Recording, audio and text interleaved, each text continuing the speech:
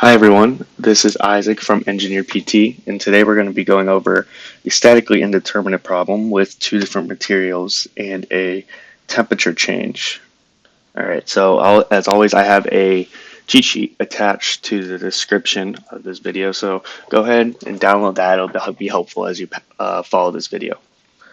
Alright, so number one, following the cheat sheet, is the statics equation.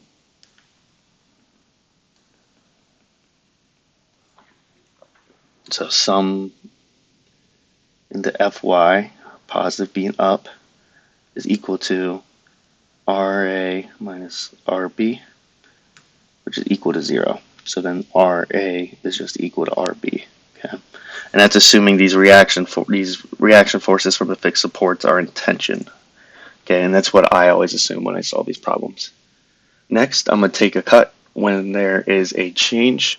So a change can be an external force, a material change, or cross-sectional area. So as we're going down from A to C, we have a change here, which is a cross-sectional area and material change. And then when we hit RB, we have that fixed support. So I'm going to go ahead and take a cut right there. All right, and then I'm going to label this part as 1, okay, and this part as 2 to keep things simple. And then moving on, I'm going to do the displacement equation, which is step number 3. Okay, and then the sums of delta is equal to 0, which is equal to the sum delta due to temperature, and then the sums of delta due to the force. Okay, so then we know that the sum of delta T will just be delta T1 plus delta T2.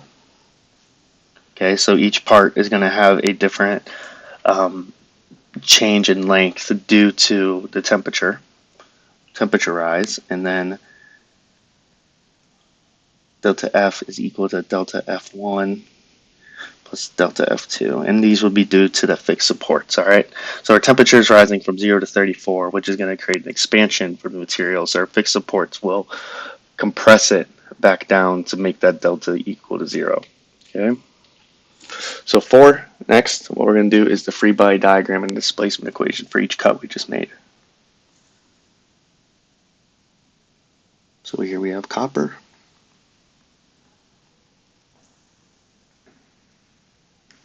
Draw this in red. Got RA here, and then I'm going to label this as P1 is there. So doing the statics of this, got F and Y is equal to 0, which is equal to RA minus P1. So P1 is just equal to RA. Next we're going to do the displacement equation. So let's do delta F1 is just equal to P1L over AC EC. So we have different area and modulus elasticity for copper. So we just got to make sure we note that here. And then we know that P1 is just equal to RA L AC EC. All right, and then doing the temperature from copper, we're just going to get alpha C delta T L. Okay, that's the coefficient of linear expansion. So that is just telling us how much it expands per degree Celsius it rises. All right, now let's move into the steel.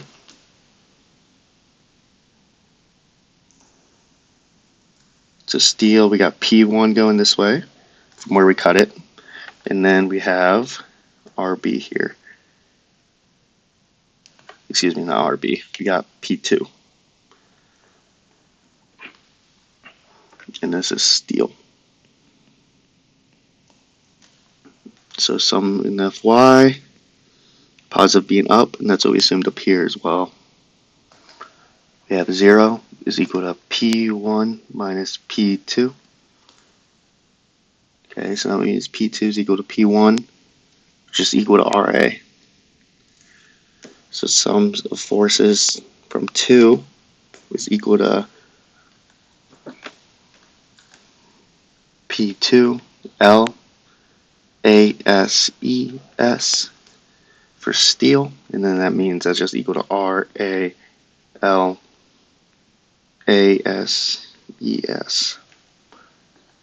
And the same thing for temperature of steel here. The displacement of steel here due to temperature is alpha S delta T L. Alright, so now we know we got all the free body diagrams and displacement equations done. So now we're on to step 5, which is use the displacement equation to find each reaction force. Okay. So delta T here, or sums of the delta T's, will be equal to delta T1 plus delta T2, which is equal to alpha C delta T L plus A alpha S delta T L. And then if we want to make that look a little bit nicer, we're going to take that delta T L out because those are common, and then alpha C plus alpha S.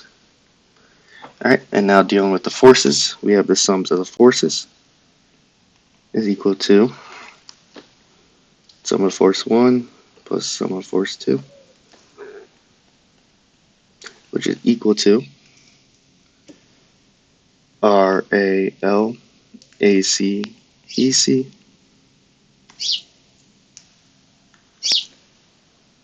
plus RALASES,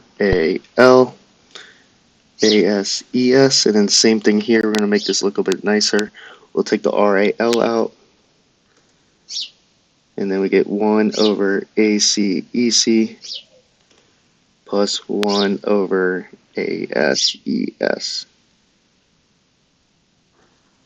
Alright, and then now we can do this whole equation. So the deltas, sums of the deltas equal to 0, which is just equal to the sum of delta T and sum of delta F. So we get delta T L alpha C plus alpha S plus R A L 1 over ACEC plus 1 over ASES. Alright, so now we want to solve for RA. So I'm going to move that delta TL alpha term over and then divide by that L term. So we're going to get a negative delta T L alpha C plus alpha S divided by L. So those L's are actually going to cancel out. We'll deal with that later. 1 over ACEC plus 1 over ASES. It's going to be equal to RA. So we can cancel out these L terms. So I'm just going to erase them. Now gone. Alright, and then we can just plug our numbers in and see what we get. So we're going to get RA is equal to, so delta T here is equal to 34, right? Because it rose from 0 to 34. So negative 34, well, the negative's out front. It's a positive 34. And then alpha C, which is 16.8 times 10 to the negative 6, 1 over degrees Celsius, plus 11.0 times 10 to the negative 6, 1 over degrees Celsius, divided by 1 over 10 times 10 to the negative 4th meters squared times 120 times 10 to the 9th newtons per meter squared, which is pascals, plus 1 over 4 times 10 to the negative 4th meters squared, and then 210 times 10 to the ninth newtons per meter squared. Okay, oops. And then we get RA, so the numerator will equal a negative 9.452 times 10 to the negative fourth.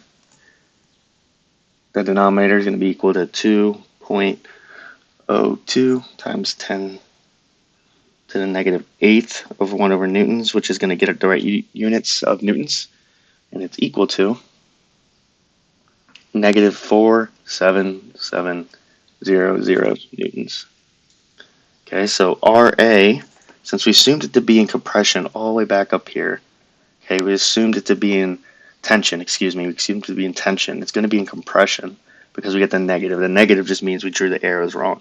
So RA is equal to 47700 newtons in compression. Okay, so that's one of our answers. And then we know that RB is just equal to the same. So RB is equal to negative 47700 newtons. And we know we assume that in tension as well, back up here, right? It is in tension. So then we know that RB is equal to 47700 newtons in compression as well. Okay. And that makes sense because those are the only two forces we had applied.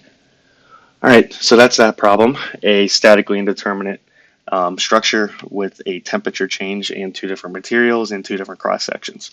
So if you have any questions, please let me know. Thanks.